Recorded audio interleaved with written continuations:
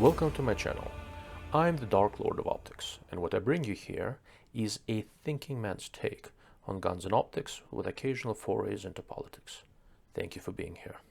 It's a little bit windy, so we'll see how the sound pans out. I want to wrap up with another scope review. I've been trying to start issuing sort of wrap-up videos. A lot of scopes that I've been looking at for a fair amount of time. Not nearly cool enough to have the backwards hat, but when I shoot, this thing gets in the way. But anyhow, so this time I want to talk a little bit about the Brownells MPO 1:8x24 scope. It's their low power variable. I've had it for a good amount of time. This is one of the fairly early ones that were made, I believe. It spent a lot of time on an air gun and a lot of time on an AR, and I've been shooting with it for a fair bit, and it's sort of it is an interesting design. There are certain things that are done really, really well, and some others I'm not as excited about, although those are more of a kind of a configuration design choice thing, so perhaps they were going for something else. Overall, it is a competent design. Am I going to add it to the list of my recommendations? Probably not. So this is not the first MPO scope I look at. The 3-18x50 is an easy recommendation. This one, for some applications, for particular type of a user, yeah, I can recommend it. There's nothing really wrong with the scope from a quality standpoint or performance standpoint, but the way it is configured, in my opinion, is not ideal for the way I use low power variables on ARs. And here's sort of the here's the synopsis of this thing. Okay. Very good. So it is a 1:8x24 second focal plane scope, but it is made in Japan by Japan Optics Limited. They've been making a few scopes here and there, and the overall optomechanical quality of this scope is very good.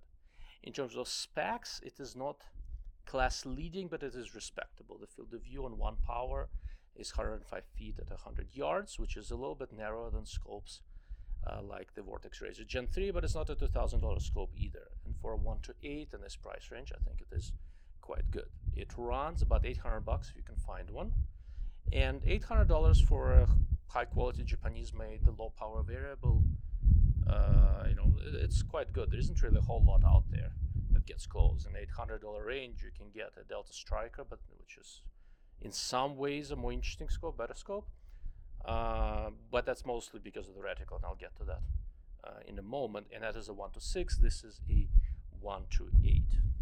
Okay.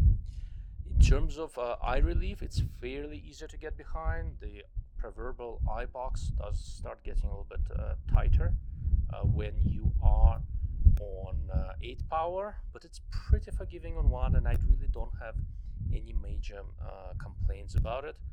The image, the way it's regulated, is the black circle around the image is very small, and it becomes very small if you take off the scope cap. I keep the scope caps on because I'm not really limited by it too much.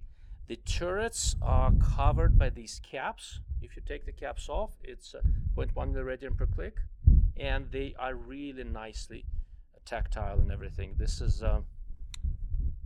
I actually really like these turrets. They remind me a little bit of the Razor Gen 2 turrets, also low but wide. If this scope had a zero stop on elevation turret, it would have been nearly perfect. Because what happens is with the second focal plane low power variables, I kind of like to dial elevation if I'm not always at max power where the reticle subtensions are correct. But even as is, I spend a lot of time shooting with this fairly far away, and I use the turrets quite extensively, and it worked well. We all forget for how many years we were all shooting without zero stops, and we were kind of reasonably successful with it.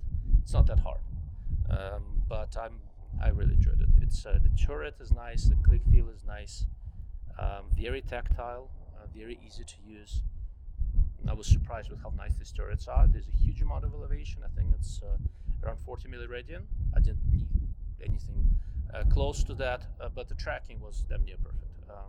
Didn't give me any issues tracking. It returned to 0, and I exercised the elevation turret quite a bit. I did not torture the windage turret, but I did exercise the elevation turret, which is something I don't often do on low power variables. But this one optically is nice enough to reach fairly far out there, and the way the a Brownells CQ and OMR reticle works, and you'll see a snapshot of it momentarily. The way the reticle works, it is really a nice reticle to use for precision and for speed. They did this floating dot that left a good amount of space around it. Everything is based on 1 and 0.5 milliradian steps. There's no tree, it's just a kind of a mill scale reticle of sorts, in the same style as the other reticles that Brownells MPO scopes have.